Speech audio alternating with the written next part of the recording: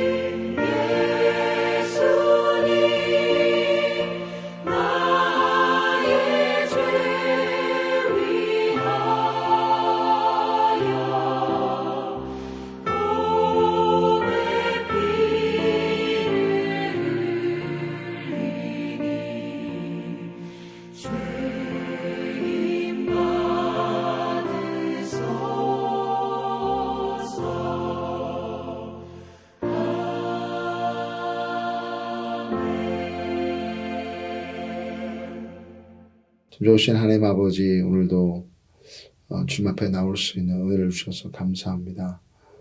우리에게 필요한 영적인 양식을 오늘 먹는 시간 되게 해 주시고, 진정으로 우리를 위해 죽으신 예수 그리스도가 우리 삶에 드러날 수 있는 삶 되게 해 주시옵소서. 오늘도 정기 카운슬이 있습니다. 또 카운슬 멤버들 한 분 한 분에게 성령의 지혜를 허락해 주시고, 주님을 더욱더 뜨겁게 사랑하는 모든 리더십들이 되게 해 주시옵소서. 내일의 예배를 또 준비한 하루 되게 해 주시옵소서. 예수님의 이름으로 기도드립니다. 아멘. 네, 광고 말씀드리면 오늘 오전에 저희 본당에서 무명이라는 또 선교 영화가 있습니다. 그래서 혹시라도 시간 되시는 분은 오셔서 함께 또 보는 시간 되기를 원합니다. 사도행전 7장 54절부터 8장 1절 첫 부분까지 함께 읽도록 하겠습니다. 사도행전 7장 54절부터 8장 1절. 그들이 이 말을 듣고 마음에 찔려 그를 향하여 이를 갈거늘 스데반이 성령 충만하여 하늘을 우러러 주목하여 하나님의 영광과 및 예수께서 하나님 우편에 서신 것을 보고 말하되 보라 하늘이 열리고 인자가 하나님 우편에 서신 것을 보느라 한데 그들이 큰 소리를 지르며 귀를 막고 일제히 그에게 달려들어 성 밖으로 내치고 돌로 칠세 증인들이 옷을 벗어 사울이라 하는 청년의 발 앞에 두니라. 그들이 돌로 스데반을 치니 스데반이 부르짖어 이르되 주 예수여 내 영혼을 받으시옵소서 하고 무릎을 꿇고 크게 불러 이르되 주여 이 죄를 그들에게 돌리지 마옵소서. 이 말을 하고 자니라. 사울은 그가 죽임당함을 마땅히 여기더라. 하나님의 말씀입니다. 오늘 여기까지만 하도록 하겠습니다. 지금 사도행전을 보고 있습니다. 사도행전은 우리가 붙잡아야 할 교회의 본질을 보여줍니다. 지금까지 하나님의 교회는 성령 공동체, 사명 공동체, 또 선교 공동체라는 것을 보았습니다. 선교 하나님이 우리를 그분의 스토리로 부르시고 사명을 주시죠. 그 성령의 임재로 첫 교회가 시작이 됐습니다. 그래서 교회는 성령, 사명, 선교 공동체입니다. 예수님을 따르는 제자들은 성령 충만으로 성령님과 동행해야 하는 것입니다. 왜요? 하나님이 주신 사명은 우리가 혼자 감당할 수 있는 것이 아니기 때문입니다. 2주 전에 했던 말 기억하시죠? 하나님께서 교회를 위해 사명을 주신 것이 아니라 하나님의 사명을 위해 이 세상에 교회를 두셨다고 했습니다. 이 하나님의 사명, 오직 성령님의 능력으로 이뤄나갈 수 있는 것이죠. 이번 주 큐티 본문에 계속 나왔던 초대교회 첫 7사 중에 한 분인 스데반 집사님, 그 조합을 아주 잘 보여주는 것 같습니다. 55절에 스데반이 뭐가 충만했습니까? 성령 충만하여. 스데반 집사가 성령 충만할 때 어떤 능력이 나타납니까? 증인으로 살아가는 능력입니다. 사도행전 1장 8절로 다시 돌아가시면 오직 성령이 임하시면 너희가 권능을 받고, 권능은 다른 말로 파워, 능력인데 무엇을 위해 능력을 받습니까? 예루살렘과 온 유대와 사마리아와 땅끝까지 이르러 내 증인이 되리라 하시니라. 성령 충만은 예수님의 증인이 되기 위한 것입니다. 그것이 사도행전에서 보여준 스데반의 모습이었습니다. 첫 교회가 시작되고 리더십이 세워지고 하나님 말씀이 점점 왕성하여 제자들의 수가 많아지는데 그중 스데반이 능력으로 사역을 하다가 거짓 증인들의 모함을 받게 됩니다. 이번 주 큐티는 내내 거기에 대한 그의 변론이 나왔습니다. 쭉 묵상하시면서 어떤 생각을 하셨습니까? 아브라함 때부터 솔로몬의 성전까지 하나님의 백성, 이스라엘의 구속자를 너무나 잘 요약해서 설명하고 있지 않습니까? 나도 이렇게 성경을 잘 이해하고 복음을 잘 설명하고 싶다는 부러운 마음이 들었습니다. 성경 충만하면 가능할 줄 믿습니다. 스데반 집사가 계속해서 이렇게 사역하였다면 초대교회에 더욱더 많은 신앙의 흔적을 남겼을 텐데 이렇게 빨리 허무하게 죽었다는 것이 너무나 아깝고 또 안타깝다는 마음도 들었습니다. 그러나 삶의 마지막을 맞이하는 그의 모습에서 진정으로 성령 충만은 해서 증인으로 산다는 것이 무엇인지 볼 수 있는 것입니다. 첫째로 예수님의 증인이 되는 것은 반대를 불러오게 되어 있습니다. 54절 같이 읽을까요? 그들이 이 말을 듣고 마음에 찔려 그를 향하여 이를 갈거늘. 이제 스데반 집사의 설교를 들은 후 그들이 마음에 찔렸다고 합니다. 2장에 나오는 베드로의 설교에도 사람들이 마음에 찔렸다는 게 나오죠. 그리고 그때 그들은 회개하고 구원을 받았습니다. 여기서도 그렇게 되었다면 얼마나 좋았겠습니까? 근데 여기서 나오는 이 찔려라는 단어는 2장에 나오는 그 회개로 이르는 찔림의 단어와 다릅니다. 영어로는 enraged. 여기 종교 지도자들의 찔림은 마음이 분노로 갈기갈기 찢었다. 그런 뜻이에요. 그리고 스데반 집사를 향하여 이를 갈거늘. 여러분, 분노는 그냥 기분 나쁜 것이 아닙니다. 내 안에 내가 붙잡고 있는, 지키고 있는, 기대하고 있는 신념들이 무너질 때 나타나는 감정 표현입니다. 그들은 믿고 싶었을 것입니다. 예수 그리스도가 메시아가 아니라고. 오히려 신성 모독을 하는 죽어 마땅한 사람이 스데반이라고. 그런 잘못된 신념에 붙잡혀 사울도 많은 크리스찬을 핍박했던 것이 아닙니까? 그런데 스데반 집사가 너희가 바로 하나님이 보내신 메시아를 죽인 자들이다. 53절에 보십시오. 너희는 천사가 말한 율법을 받고도 지키지 아니하였도다 하니라 할 때 이 바리새인들, 율법주의자들이 감당할 수 없는 것이죠. 살인자가 그 범죄를 덮기 위해 증인을 죽이는 것처럼 그들의 죄를 인정하지 않고 예수 그리스도를 증거하는 스데반 집사를 성 밖으로 내치고 돌로 쳐 죽이는 죄를 범합니다. 예수 그리스도의 증인은 세상을 향해 자신의 의견이나 편견이 아니라 하나님 나라의 진리를 말합니다. 십자가의 복음을 전합니다. 그 하나님의 진리는 사람들의 마음을 찌르고 어두움을 드러낼 것입니다. 이때 자기 죄를 깨닫고 회개로 이르는 자들에게는 구원이 있고 죄를 깨닫지 못하는 자들은 분노할 것입니다. 그래서 예수님의 증인이 되는 것은 반대를 불러옵니다. 우리의 신앙은 세상과 반대이기 때문이에요. 세상은 하나님을 인정하고 싶지 않아요. 하나님을 인정하면 하나님의 뜻을 따라야 하니까요.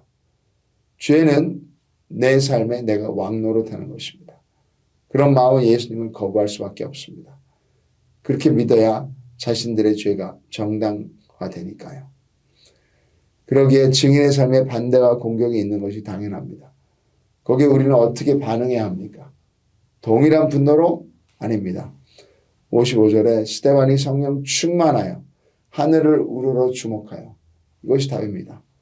악에 악으로 반응하지 마시고 어두움에 끌려다니지 마십시오. 세상은 하나님의 아들 예수님을 반대했습니다. 그렇다면 예수님의 제자인 우리도 반대할 것입니다.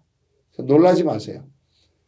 여러분은 세상의 반대가 두려워서 예수님을 증거하는 것을 멈추셨습니까? 아니면 당당히 진리를 드러내십니까? 반대의 성령 충만함으로 하나님을 주목하십니까?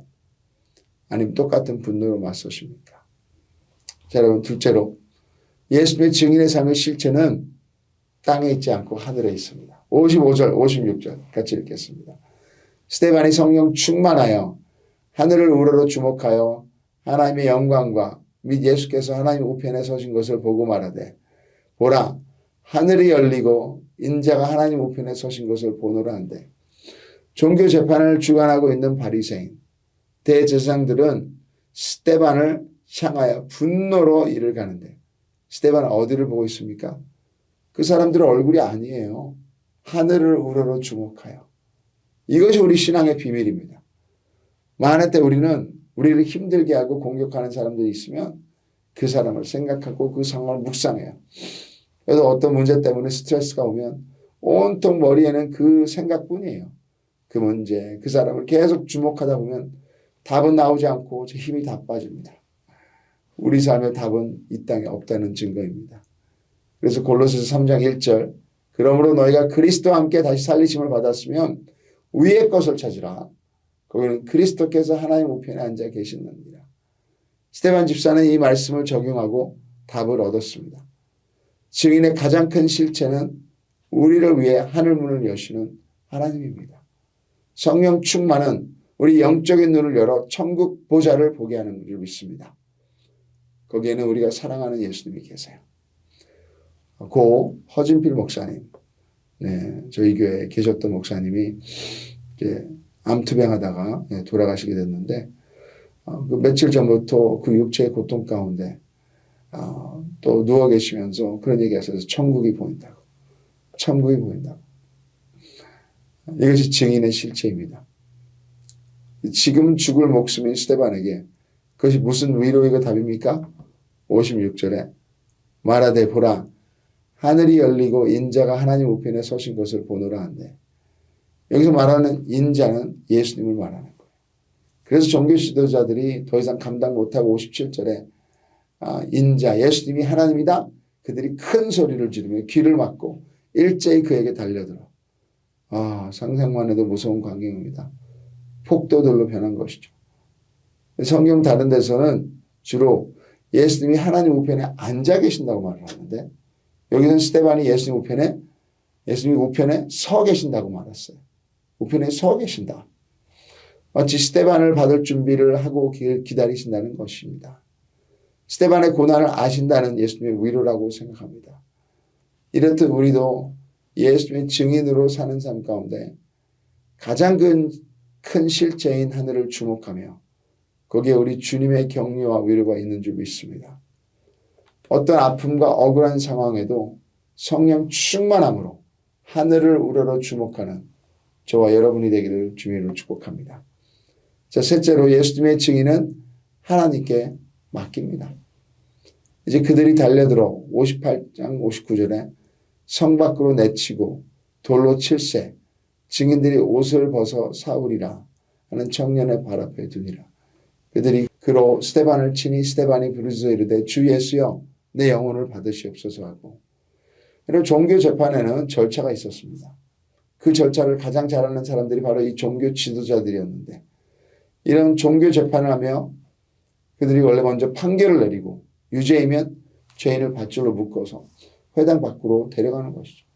거기에는 제사장의 뜰이 있고 거기서 북문을 거쳐서 나가면 처형 바위, 처형 장소가 나오는 것이죠. 스데반의 경우에는 이들이 분노로 그들의 눈이 뒤집혀 모든 절차를 무시하고 성 밖으로 내치고 곧바로 사람들을 동원해서 돌로 쳐 죽여버립니다.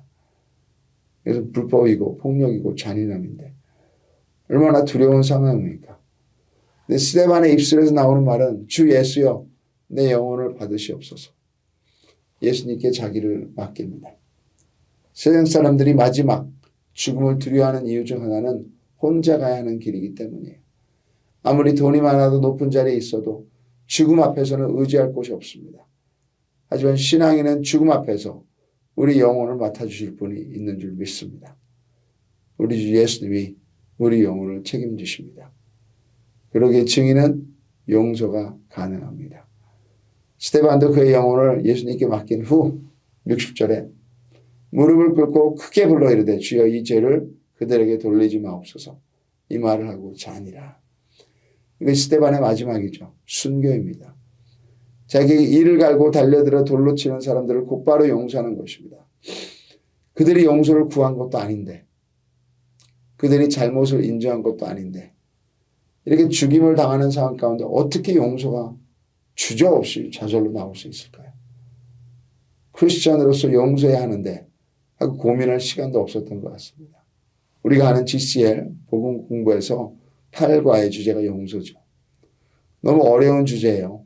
분위기가 그 과를 할 때는 무거워지고 용서하기 힘든 사람들이 다 있습니다. 근데 스데반 집사에게는 너무 쉬웠던 것 같습니다. 저 같으면 하나님 절대 용서하지 마세요. 제가 당한 것 같이 그대로 갚아주세요. 내가 뭘 잘못했다고. 난 아직 이 세상에서 하고 싶은 것이 많은데 너무 억울합니다. 어떻게 스데반 집사는 주저없이 이런 용서를 할 수 있었을까요? 먼저 성령 충만이에요. 성령 충만함으로 하늘을 보고 그의 영혼을 맡아주실 예수님을 보았습니다. 주 예수요. 예수님께 모든 것을 맡길 때 더 이상 피해자가 아니라 모든 것을 얻은 자가 되는 줄 믿습니다. 그러니 용서가 저절로 나왔다고 생각됩니다. 그리스도를 아는 것이 용서의 키입니다. 하나님이신 예수님이 우리 죄를 용서하시러 이 땅에 오셔서 십자가에 죽으신 복음을 믿는 것이 용서의 키예요. 물론 용서는 쉽지 않아요. 그래서 우리 힘으로 하는 용서는 조건적이고 오래가지 않습니다. 우리 예수님께 모든 것을 맡길 때 참된 용서가 가능한 줄 믿습니다. 인간의 죄는 내가 용서한다고 없어지지 않습니다. 그래서 하나님의 판결에 맡기고 나는 용서할 수 있어요. 더 나아가서 영적 싸움을 인정할 때 용서할 수 있습니다. 이 죄를 그들에게 돌리지 마옵소서. 그들은 자기가 무엇을 하는지 모른다는 것이죠. 보이는 것이 전부가 아니라 예수님을 증거한다는 이유로 우리를 험담하고 공격하는 사람들을 붙잡고 있는 사탄과 마귀의 세력이 있다는 것입니다. 여기 대적하는 것이 용서입니다. 판결은 하나님이 내리십니다. 그 어둠의 세력에 끌려다니지 않는 길이 용서입니다. 저도 제 권위자에게 응어리가 있을 때 용서하지 못해서 힘든 적들이 여러 번 있었습니다. 근데 결국 제가 기도 가운데 나를 쳐다본 것이 아니라 그 사람을 묵상한 것이 아니라 예수님께 맡길 때 그 사람도 용서할 수 있는 용기가 생겼던 것을 경험했습니다. 여기에 키는 우리의 힘도 아니요, 우리의 지식도 아니요, 오직 그분의 영으로 가능합니다. 원수까지도 용서할 수 있어요. 자, 마지막으로 예수님의 증인은 어떻게 보든 승리하는 줄 믿습니다. 그래요. 스데반은 돌에 맞아 순교했습니다. 하지만 그의 마지막을 보십시오.